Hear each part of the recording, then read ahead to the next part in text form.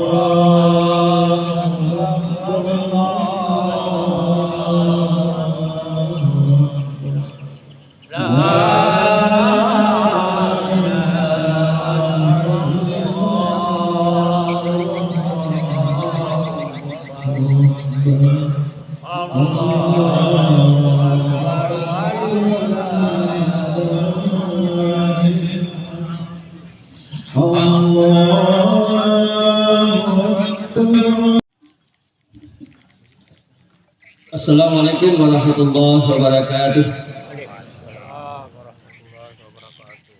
Allahu Akbar, Allahu Akbar, Allahu Akbar kabira walhamdulillahi katsira wa subhanallahi bukratan wa asila. La ilaha illallah wahdah sadaqa wa'dah ونزل عبده وأعز جنده وعذب الأحزاب وحده. لا إله إلا الله والله أكبر، الله أكبر ولله الحمد. Alhamdulillahirrahmanirrahim. Wabihi nasta'in ala dunya wad dini. Salatu wassalamu ala asyrafil anbiya'i wal mursalin Muhammadin wa ala alihi wa sahbihi ajma'in. Asyhadu an la ilaha illallah wahdahu la syarika lah wa asyhadu anna Muhammadan abduhu wa rasuluh. Allahumma shalli ala Muhammad wa ala ali Muhammad. Bapak-bapak, ibu-ibu segenap jamaah yang kami muliakan dan yang kami hormati, bahwa adapun tata cara di dalam pelaksanaan salat Id berdasarkan sunnah Rasulullah Sallallahu Alaihi Wasallam adalah sebagai berikut. Yang pertama adalah niat, kemudian membuang takbiratul ihram, dan pada saat sesudah takbiratul ihram maka kita membaca doa iftitah. Sesudah membaca doa iftitah maka kita lanjutkan dengan takbiratul intikal 7 kali pada rakaat pertama dan 5 kali pada rakaat kedua. Adapun berdasarkan sunnah Rasulullah Sallallahu Alaihi Wasallam bahwa ketika Rasulullah Sallallahu Alaihi Wasallam melaksanakan salat Id, bacaan di antara takbir intikal itu tidak ada tuntunan bacaan di dalamnya. Berdasarkan sabda Rasulullah Sallallahu Alaihi Wasallam yang diriwayatkan oleh Kafir bin Abdullah bahwa Nabi Sallallahu Alaihi Wasallam pada saat 2 hari raya bertakbir 7 kali pada rakaat pertama dan bertakbir 5 kali pada rakaat kedua, dan tidak ada bacaan di dalam antara takbir itu. Misalkan membacanya atau dibesarkan dengan hadis riwayat Tirmizi. Namun demikian tentu kita tidak melarang jika seandainya ada yang membaca seperti dulu. Ya. Karena itu kembali kami sampaikan bahwa mari kita melaksanakan salat Idul Fitri 2 rakaat dengan bersama-sama mengikuti imam. Saya kira inilah yang kami sampaikan, dan mudah kita sama-sama sudah memahami dan memahami. Wassalamualaikum khairat. Assalamualaikum warahmatullahi wabarakatuh. Assalamualaikum warahmatullahi wabarakatuh. Innal hamdalillah nahmaduhu wa nasta'inuhu wa nastaghfiruh wa nukabbiru wa naqulu Allahu akbar, Allahu akbar walillahil hamd. Allahu akbar kabira walhamdulillahi katsira wa subhanallahi bukratan wa asila. Alhamdulillahilladzi syara'a lin-nasi 'idan mubarakan wa na'iman maskura wa yawman masrura.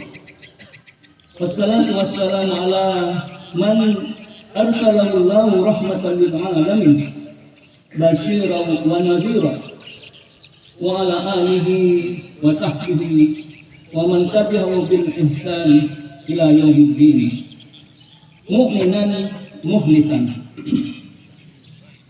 Asyhadu an la ilaha illallah wahdahu la syarika lah wa asyhadu anna Muhammadan abduhu wa rasuluh la nabiyya ba'dahu mustafa. Amma ba'du fa ya ibadallah usikum wa iyaya bittaqwallah faqad faza al-muttaqun. Ya ayyuhalladzina amanu taqullaha haqqa tuqatih wa la tamutunna illa wa antum muslimun. Allahu akbar, Allahu akbar, la ilaha illallah, Allahu akbar, walillahil hamd. Kaum muslimin dan muslimat yang dirahmati dan dimuliakan oleh Allah Subhanahu wa taala. Di pagi ini, di tempat yang mulia ini, kaum muslimin menunaikan salat Idul Fitri. Di tempat ini dan di tempat-tempat lain di belahan bumi, pada 1 Syawal setiap tahun, umat Islam dalam jumlah ratusan juta mengumandangkan takbir, tahlil dan tahmid ke angkasa lepas sebagai simbol kemenangan setelah kita berjaya mengendalikan diri terhadap segala godaan dan pantangan yang membatalkan puasa di siang hari bulan penuh pada bulan suci Ramadan. Bulan Ramadan adalah bulan tempaan rohani yang syarat dengan makna dan nilai sejarah. Pertama, pada bulan Ramadan, Al-Quran, kitab suci, diturunkan oleh Allah Subhanahu wa taala untuk kepentingan manusia sepanjang zaman. Untuk segala tempat dan situasi, kitab suci ini akan tetap menerangi manusia sampai suatu saat nanti, manakala sinar matahari telah padam, entah berapa tahun lagi, tak seorang yang tahu. Sebagai pertanda bahwa sejarah telah memasuki suasana baru, periode akhirat. Pada periode ini, manusia akan mempertanggungjawabkan seluruh karya hidupnya di depan Allah, sendiri-sendiri tanpa didampingi siapapun.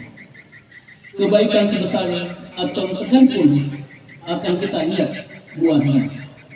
Sebaliknya, kejahatan sebesar atau sekalipun akan dimintai pula pertanggungjawabannya. Faman ya'mal mithqala dzarratin khairan yarah wa man ya'mal mithqala dzarratin syarran yarah. Pada hari itu setiap orang akan menyaksikan penentuan nasibnya di depan mahkamah Allah Subhanahu wa taala. Tanpa ada yang menolong kecuali iman dan amal salehnya semasa hidup di dunia. Pada hari itu, segala yang kita banggakan dan yang kita cintai berupa harta kekuasaan selama hidup di dunia sudah tidak berharga lagi, kecuali bila semuanya kita gunakan di dalam Allah Subhanahu wa taala untuk kepentingan sesama manusia. Dengan mengacu pada ayat-ayat Al-Quran sebagai pesan langit yang terakhir untuk manusia, diharapkan siapa saja yang mau belajar secara jujur agar senantiasa menghidupkan mata batinnya, membangun nuraninya hingga mampu membedakan mana yang benar dan mana yang salah, mana berupa imbalan prestasi, mana pula korupsi. Karena kitab suci ini berfungsi sebagai Al-Furqan, pembeda antara yang hak dan yang batil. Allah Subhanahu wa taala berfirman dalam surah Al-Baqarah ayat 185. Syahrul Ramadan alladzi unzila fihi al-Qur'an hudan lin-nasi wa bayyinatin minal huda wal furqan. Kedua, nilai sejarah lain yang terkandung dalam berakhir bulan Ramadan yaitu meledaknya perang Badar yang terkenal itu. Sebuah peperangan to be or not to be bagi Islam terjadi pada tahun kedua Hijriah antara pasukan Nabi dan kaum musyrikin Makkah dengan kemenangan di pihak Nabi. Sekalipun secara fisik pasukan Nabi berjumlah kecil, tetapi secara mental spiritual mereka dalam kondisi yang tidak goyah. Namun kecemasan juga merayap di sana sini di kalangan kaum muslimin saat itu, karena dahsyatnya pasukan musuh menghadapi situasi kritis seperti ini dan bahaya itu. Nabi berdoa dengan seluruh kekuatan kebeningan jiwanya seraya mengangkat tangan ke atas. Ya Allah, ini kaum Quraisy telah datang dengan segala tipu daya dan keangkuhannya, berusaha mendustakan Rasulmu. Ya Allah, turunkanlah bala bantuan yang telah Engkau janjikan kepadaku. Ya Allah, jika pasukan kecil ini binasa hari ini, Engkau tidak akan disembah lagi. Allahu Akbar, Allahu Akbar, la ilaha illallah, Allahu Akbar, walillahil hamd. Begitu khusyuknya doa Nabi, Allah Subhanahu wa Ta'ala mendengarnya, kemudian mengabulkan doa itu. Bukan untuk apa-apa, bukan untuk kepentingan Allah Subhanahu wa Ta'ala, tetapi agar alam semesta tetap menerima cahaya kerasulannya. Cahaya yang tidak akan pernah padam sekalipun kekuatan-kekuatan jahat berusaha membunuhnya. Dengan cahaya itu, manusia diharapkan akan senantiasa mengenal Allah Subhanahu wa Ta'ala sebagai penciptanya dan memperjuangkan sebagai salah satu manifestasi tauhid di muka bumi yang memang diperintahkan oleh Allah untuk melakukannya. Keadilan tidak boleh dipermainkan. Agama yang tidak membela keadilan adalah agama yang sudah lain, agama yang sudah kehilangan semangat hidup. Dengan cahaya ini, manusia tidak akan kehilangan jangkar transcendental, mengutip seorang penulis. Dalam menjalankan hidupnya di tengah-tengah ombak dan gelombang sama yang bergulung silih berganti. Perang Badar itu di bulan Ramadan adalah bukti bahwa Allah tidak netral dalam segala. Dia berpihak pada kekuatan kebenaran dengan syarat manusia mengambil inisiatif. Ayat Al-Quran yang pernah dikutip Bung Karno beberapa dasawasta yang lalu tentang perlunya manusia mengambil inisiatif untuk memperbaiki keadaan. Atau pada saat sekarang berjihad melawan korupsi seperti yang dilakukan oleh Mahfud MD, juga melawan terorisme dan narkoba, membangun peradaban, membangkitkan semangat agar tidak menyerah pada keadaan untuk sebuah Indonesia yang cerah dan adil. Cukup relevan untuk kita ulangi di sini. Dalam Al-Quran surah Al-Ra'd ayat 11, Allah berfirman, Inna Allaha la yughayyiru ma biqaumin hatta yughayyiru ma bi anfusihim. Sesungguhnya Allah tidak mengubah keadaan suatu kaum sehingga mereka mengubah keadaan yang ada pada diri mereka sendiri. Ini kita berhari raya mensyukuri nikmat Allah Subhanahu wa Ta'ala dengan bertakbir, bertahlil dan bertahmid sebagai tanda bahwa kita telah berhasil menyempurnakan bilangan puasa kita, dengan harapan agar posisi takwa akan kita peroleh. La'allakum tattaqun. Semoga kamu bertakwa. Ungkapan Al-Quran sebagai harapan yang hendak dicapai melalui sarana puasa, sekalipun bukan satu-satunya sarana. Pengalaman menunjukkan bahwa untuk menjadi manusia takwa itu perlu pencerahan perjuangan tanpa henti. Sebab takwa bermakna memelihara dan menjaga diri dari kerusakan dan kehancuran moral fisik. Sebuah masyarakat yang mengaku bertakwa tetapi kehancuran moralnya hampir sempurna, sudah dengan sendirinya bermakna bahwa bangsa itu adalah bangsa yang latah dan latah. Ucapan takwa mereka itu bukanlah sebatas retorika yang menipu.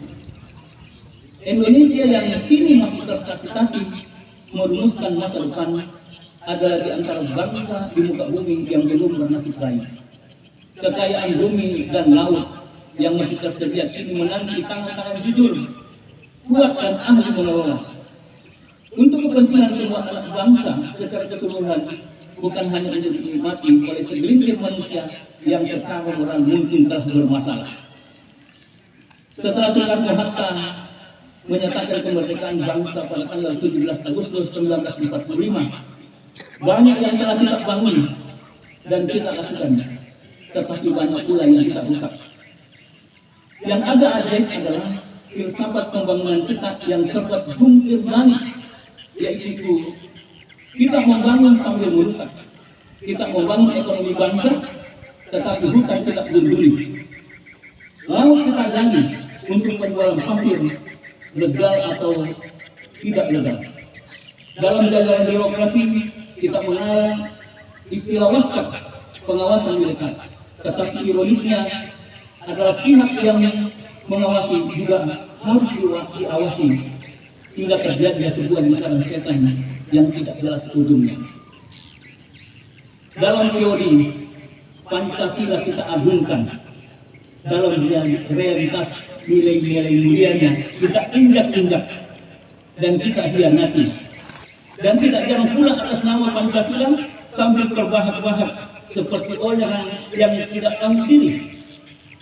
Secara teori Indonesia dikatakan sebagai negara hukum, tetapi sebagian penegak hukum dibiarkan berkembang dalam keadaan cacat mental dan cacat kelakuan. Sementara tingkat pengangguran semakin membengkak dari waktu ke waktu, tanpa harapan masa depan yang cerah. Hukum yang tidak tegak hanya akan meluluh lantakkan harapan rakyat untuk melihat Indonesia yang kuat sebagai negara hukum. Sistem demokrasi tanpa tanggung jawab tidak akan membawa ke tujuan bangsa Indonesia ini. Kemerdekaan yang dengan elok telah dirumuskan oleh pendiri bangsa dan negara ini. Lebih dari itu, Indonesia dikenal sebagai negara Muslim terbesar di dunia, tetapi juga menyandang gelar sebagai salah satu negeri yang tingkat korupsinya berada pada papan atas, sebagaimana dikatakan oleh Bapak Mahfud MD bahwa memang korupsi terjadi di masa Soeharto, tetapi tidak segila dengan masa sekarang. Jika Al-Quran memerintahkan untuk fastabiqul khairat, berlomba-lomba dalam kebaikan, sebagian umat mengubahnya semua gue yang dalam prakteknya menjadi fastabiqul sayyi'at, berlomba-lomba dalam kejahatan. Akibatnya sudah sama-sama kita rasakan. Kondisi moral kita dari hari ke hari semakin runyam dan suram, sedangkan keteladanan hampir lenyap dari seluruh peta demokrasi kita. Saksikanlah saat ini, mulai dari pucuk sampai akar, dari hulu sampai ke hilir, dan tidak jarang sebagian umat mengutip ayat-ayat Al-Quran untuk menipu masyarakat demi meraih kepentingan politik jangka pendek, dan saksikan nanti pada pemilu 2024. Allahu Akbar, Allahu Akbar, la ilaha illallah, Allahu Akbar. Pragmatisme politik dalam merusak bingkai-bingkai moral bangsa yang selama ini kita agungkan.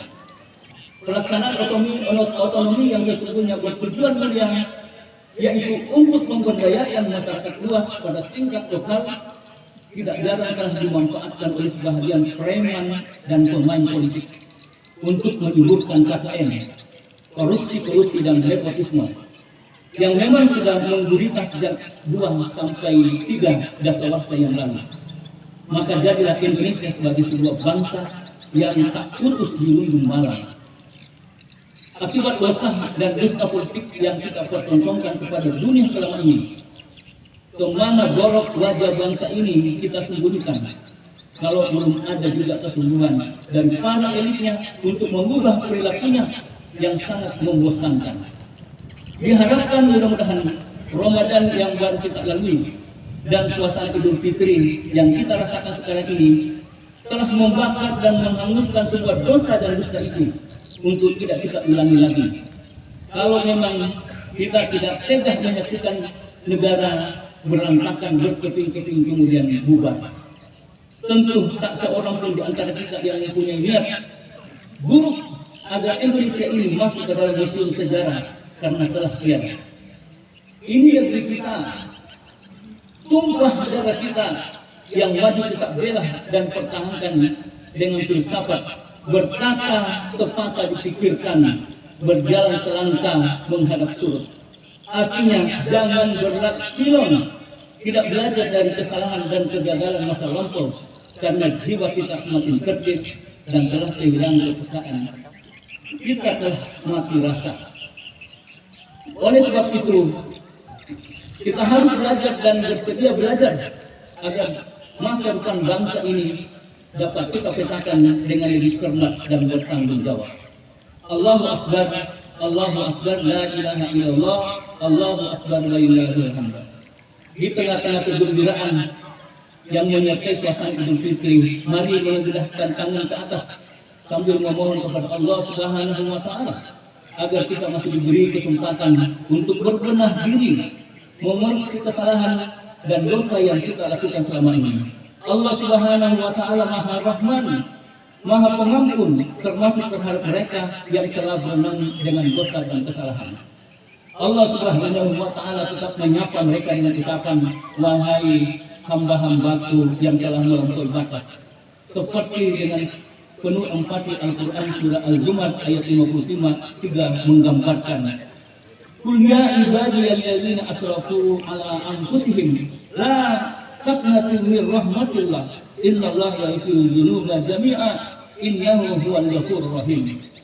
Katakanlah, wahai hamba-hambaku yang melampaui batas terhadap diri mereka sendiri, janganlah kamu berputus asa dari rahmat Allah. Sesungguhnya Allah mengampuni dosa-dosa semuanya. Sesungguhnya Dialah yang Maha Pengampun lagi Maha Penyayang. Azab baru akan diturunkan bila mana kita tetap keras kepala, meneruskan petualangan dan kelakuan buruk kita, menutup telinga terhadap segala peringatan yang disampaikan dengan tulus. Ayat berikutnya Az-Zumar 54 menggambarkan suasananya. Wa anibu ila rabbikum wa aslimu lahu min qabli ayyatiyakumul azab summa la tunsarun. Dan kembalilah kamu kepada Tuhanmu dan berserah dirilah kepadanya sebelum datang azab kepadamu, kemudian kamu tidak dapat ditolong lagi. Harapan tulus kita semua tentu saja bahwa perjalanan bangsa kita belumlah sampai ke batas yang kritis dan sangat berbahaya itu, hingga Allah Subhanahu wa Ta'ala tidak lagi mau menolong kita. Orang baik masih besar jumlahnya di kalangan anak bangsa ini. Mereka lah yang diharapkan akan tampil ke depan untuk menyelamatkan hari depan kita semua. Ayat di atas melarang kita untuk berpatah harapan, sekalipun beban sudah terlalu berat. Panji optimisme harus kita kibarkan di tengah-tengah lautan pesimisme yang melanda sebahagian masyarakat kita. Akhirnya, untuk menyudahi khutbah ini, mari kita menyampaikan harapan berupa doa kepada Allah yang Maha Pengampun, Maha Penyayang dalam suasana Idul Fitri yang penuh bahagia ini. Alhamdulillahirabbil alamin. Wassalatu wassalamu ala nabiyyina Muhammadin wa ala alihi wa ashabihi ajma'in. Allahumma ighfir lil muslimina wal muslimat wal mu'minina wal mu'minat al-ahya'i minhum wal amwat innaka sami'un qaribun mujibud da'wat wa ya kadiyal hajat. Allahumma inna nas'aluka salamatan fid din wa afiyatan fil jasadi wa ziyadatan fil ilmi wa barakatan fil rizqi wa taubatan qabla al-maut wa rahmatan indal maut wa maghfiratan ba'da al-maut bi rahmatika ya arhamar rahimin. Allahumma taqabbal minna salatana wa jami'a ibadatina bi ridaka wa fadlikal karim wa tub alaina innaka antat tawwabur rahim. Rabbana la tuzigh qulubana ba'da idh hadaytana wa hab lana min ladunka rahmah innaka antal wahhab. Rabbana hab lana min azwajina wa dhurriyyatina qurrata a'yun waj'alna lil muttaqina imama. Rabbana atina fid dunya hasanah wa fil akhirati hasanah wa qina adzabannar. Subhana rabbika rabbil izzati amma yasifun wa salamun alal mursalin Walhamdulillahirabbil alamin. Jemaah yang hadir pada kesempatan sholat Id pada kesempatan hari ini berjumlah kurang lebih 2.500 orang. Kembali kami menghimbau agar tidak meninggalkan sampah untuk jemaah yang akan bersolat Id esok hari. Dimasukkan ke lokasi sholat Id untuk mempermudah pembersihan. Kami ulangi, kendaraan yang digunakan untuk mobilisasi sampah agar kiranya dimasukkan ke dalam lokasi sholat Id untuk mempermudah distribusi sampah. Terima kasih.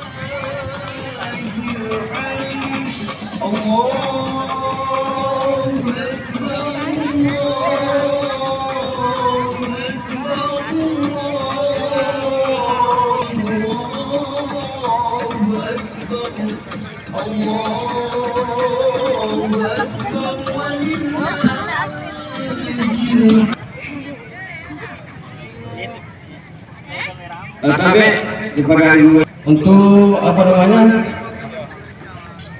mempersiapkan segalanya apa yang apa ibu yang bawa.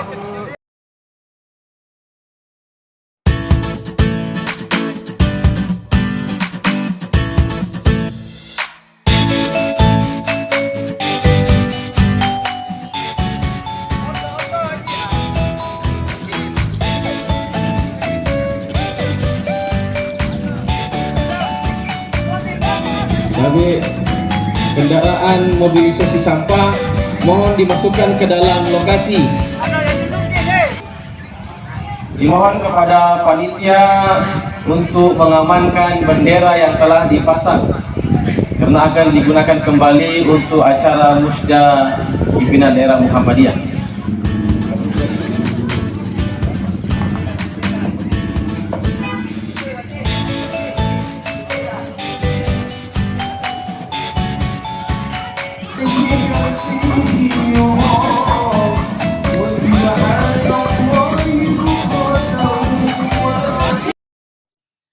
Thanks for watching. Bye. See you on the next watching video.